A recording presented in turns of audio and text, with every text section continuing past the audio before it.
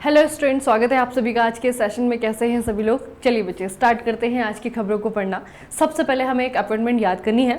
आप सभी को पता है बच्चे कि भारत में जितनी भी सरकारी गैर सरकारी ऐसी कंपनियां हैं जो कि इंश्योरेंस सर्विसेज प्रोवाइड करती हैं, उनको कंट्रोल करने के लिए जो सबसे बड़ी अथॉरिटी है उसे हम कहते हैं insurance regulatory and development authority of India.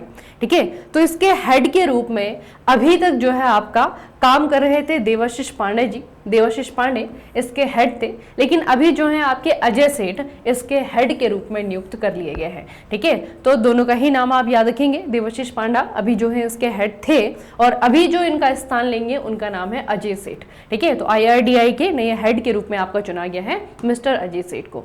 अगले जो न्यूज़ है बच्चे, ये आई थिंक बहुत इंपॉर्टेंट होने वाली है आने वाले एग्जाम्स के लिए। ठीक है, ये जो आपका हेनले पासपोर्ट इंडेक्स है बच्चे, इसमें बहुत कंफ्यूजन होता है। इसकी वेबसाइट पे अगर आप लोग जाएंगे तो महीने महीने जो है आपका अपडेट होता रहता है ना। लेकिन आपके साल में एक बार ऐसी इंडेक्स आती है जो कि उस ईयर के नाम से आती है, जैसे कि 2024 में, 2025 में। तो अभी जो है आपका 2025 के नाम से हेनले पासपोर्ट इंडेक्स, ये रिपोर्ट आपकी जारी हुई है और इस रिपोर्ट में ये देखने को मिला है कि भारत की जो जगह है, भारत का जो स्थान है वो इम्प्रूव हुआ है। अगर आप देखेंगे तो 2024 में भारत जो है आपका 85 नंबर पे था। उसमें जो है बच्चे आपका थोड़ा सा आगे आकर के 8 स्थान जो है आगे आकर के भारत पहुंच गया है 77 प्लेस पे। ठीक है, ये थोड़ा याद रखना कि अभी तक पिछले 3-4 सालों में लगातार अगर आप लोग देखेंगे तो भारत की इस इंडेक्स में अगर हिस्ट्री हम लोग देखेंगे तो अभी तक की सबसे अच्छी रैंक जो है भारत को मिली है। ठीक है, और ये जो रैंकिंग आपकी प्रोवाइड की जाती है, ये जो रिपोर्ट आपकी हमें बताती है, वो बताती है कि किसी देश का पासपोर्ट कितना ज्यादा पावरफुल है। ठीक है, उसके बारे में हमें बताया जाता है। भारतीय पासपोर्ट धारकों को वीजा मुक्त सुविधा देने वाले देशों की संख्या पहले 59 थी।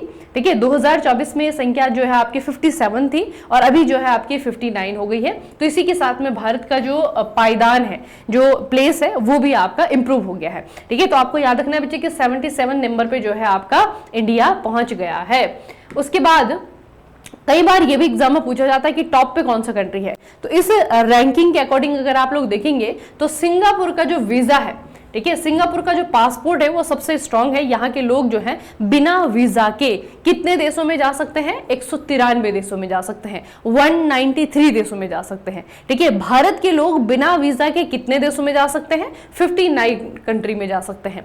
ठीक है, दूसरे नंबर पे आपका कौन सा है? जापान और साउथ कोरिया है, दोनों ही जो है आपका सेकंड प्लेस को शेयर कर रहे हैं। 190 कंट्रीज में यहाँ के लोग जा सकते हैं बिना वीजा के।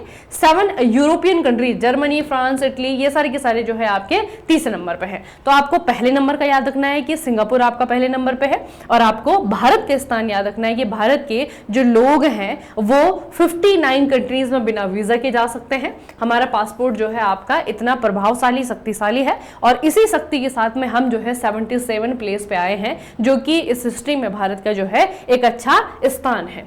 ठीक है, अगली जो न्यूज है बच्चे स्टेट गवर्नमेंट से रिलेटेड है। दिल्ली सरकार के द्वारा एक डिसीजन लिया गया है। तो इन्होंने क्या डिसीजन लिया है कि जो ओलंपिक के और पैरालंपिक के जो मेडल विनर हैं, जो पदक विजेता हैं, उनके लिए नगद पुरस्कारों में वृद्धि कर दी है। ठीक है, तो दिल्ली के जो ऐसे बच्चे हैं जो कि इन जो हमारे स्पोर्ट्स ये टूर्नामेंट्स है, ओलंपिक और पैरालंपिक, यहाँ पे अगर मेडल लेकर के आते हैं तो उनको जो इनामी राशि दी जाती थी दिल्ली सरकार के द्वारा, अब वो बढ़ा दी गई है। अगर इसे हम देखेंगे तो गोल्ड मेडल जीतने वाले को जो है 7 करोड़ रुपए मिलेंगे, सिल्वर मेडल जीतने वाले को 5 करोड़ रुपए मिलेंगे, ब्रॉन्ज मेडल जीतने वाले को 3 करोड़ मिलेंगे। ठीक है, और आपको पता है बच्चे कि इससे पहले हरियाणा की जो सरकार थी वो अपने बच्चों को, अपने खिलाड़ियों को सबसे ज्यादा इनामी राशि देती थी, लेकिन अब वो स्थान ले लिया है दिल्ली ने। ठीक है, तो जो ये ओलंपिक और पैरालंपिक के मेडल विनर्स हैं उनको सबसे ज्यादा नगद पुरस्कार या फिर इनामी राशि देने वाला जो सरकार आपकी बन गई है वो है दिल्ली की सरकार। पहले थी आपकी हरियाणा की सरकार। ठीक है, तो याद रखना कि दिल्ली की सरकार ने आपका ये घोषणा की है। आपको अमाउंट याद रखना है क्या? ये बच्चे याद रखिएगा। ठीक है, 7 करोड़, 5 करोड़, 3 करोड़, तीनों ही जो है आपके ऑड नंबर है, याद रहेगा आपको 3, 5, 7। ठीक है, ब्रॉन्ज, सिल्वर, गोल्ड। ठीक है, याद रहेगा ना, इनको याद कर लेना क्योंकि यही जो है आपका एग्जाम में पूछा जाता है। अगली जो आपकी न्यूज है बच्चे, यहाँ पे अवार्ड की बात की गई है। एक पत्रिका है, पत्रिका का नाम है ग्लोबल फाइनेंस मैगजीन। अब ये जो ग्लोबल फाइनेंस मैगजीन है, इन्होंने स्टेट बैंक ऑफ इंडिया, जो कि भारत में सार्वजनिक क्षेत्र का सबसे बड़ा बैंक है, इसके लिए एक पुरस्कार की घोषणा की है।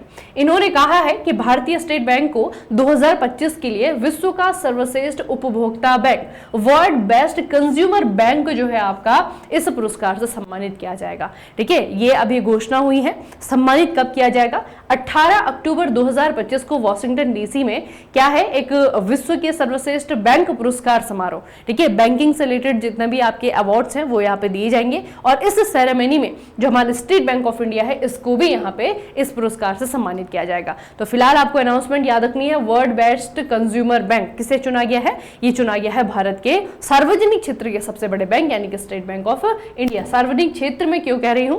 सार्वजनिक क्षेत्र का मतलब है आपका सरकारी। ठीक है, कुछ बैंक होते हैं ना जो पब्लिक प्राइवेट सेक्टर के होते हैं, ये आपका पब्लिक सेक्टर का सबसे बड़ा बैंक है।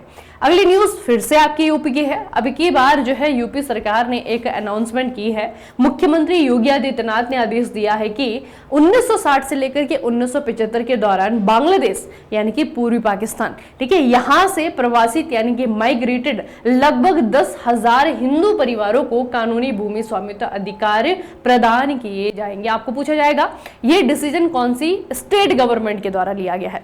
तो आपको याद रखना है यूपी सरकार के द्वारा डिसीजन लिया गया है।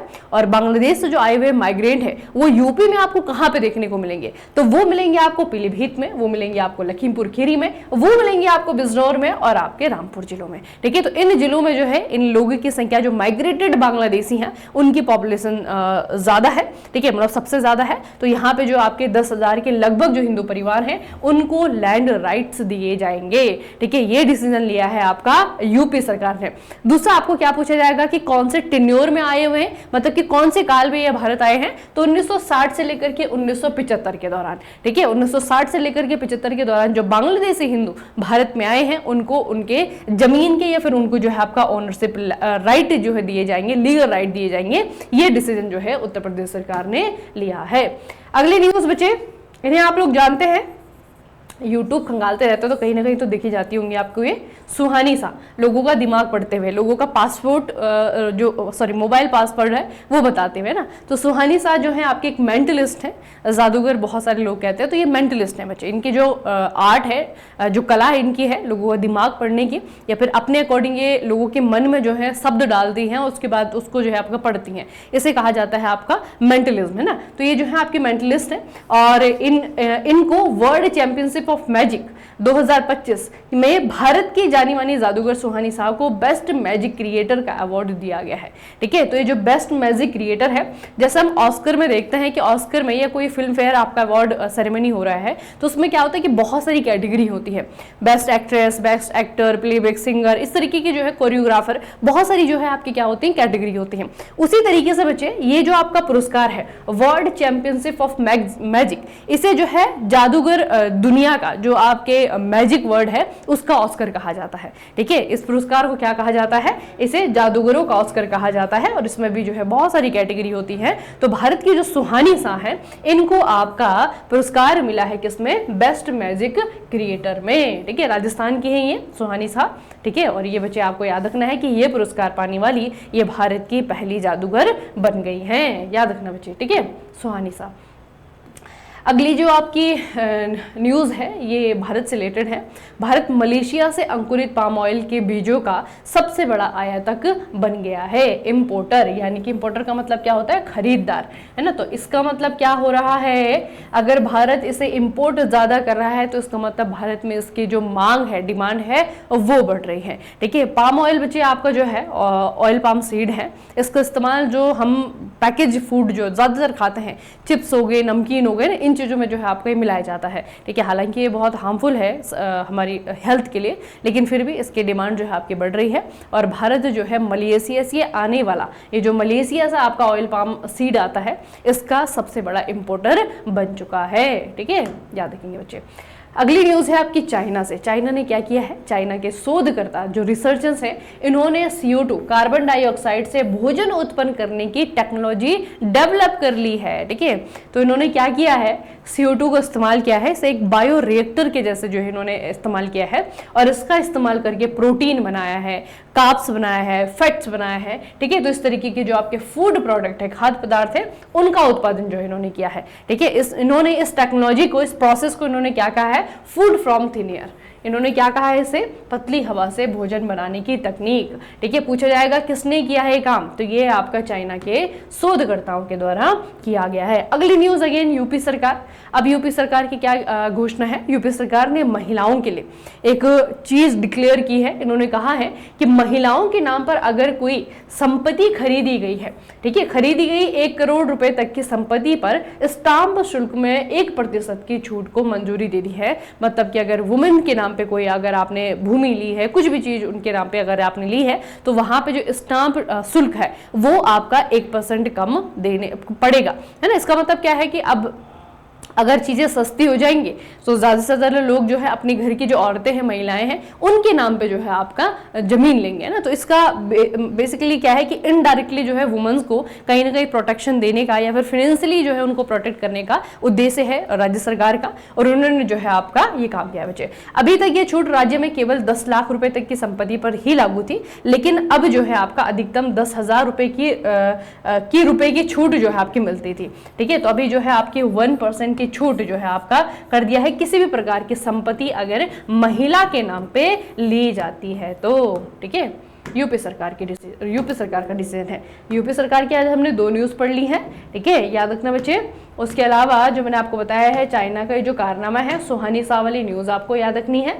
ठीक है, ये न्यूज आप थोड़ा सा याद रखेंगे। बाकी दिल्ली सरकार ने हरियाणा सरकार को पीछे छोड़ते हुए जो हमारी पैरालंपिक और ओलंपिक के जो विनर्स हैं उनको हाईएस्ट अमाउंट जो है आपका देने की घोषणा कर दी है। ठीक है, ये भी आपको याद रखना है। बाकी हेनले पासपोर्ट इंडेक्स में जो हम 77 नंबर पर आपके पहुंच गए हैं। ठीक है, और इसमें आपके पहले नंबर पर कौन सा कंट्री है, सिंगापुर है, ये आपको याद रखना है। ठीक है, चलिए बच्चे, तो आज का सेशन जो है यहीं पर समाप्त करेंगे। मिलेंगे फिर कल वीकली रिविजन में। तब तक के लिए पढ़ते रहिए, अपना खूब सारा ख्याल रखिएगा। आप सभी का बहुत बहुत धन्यवाद।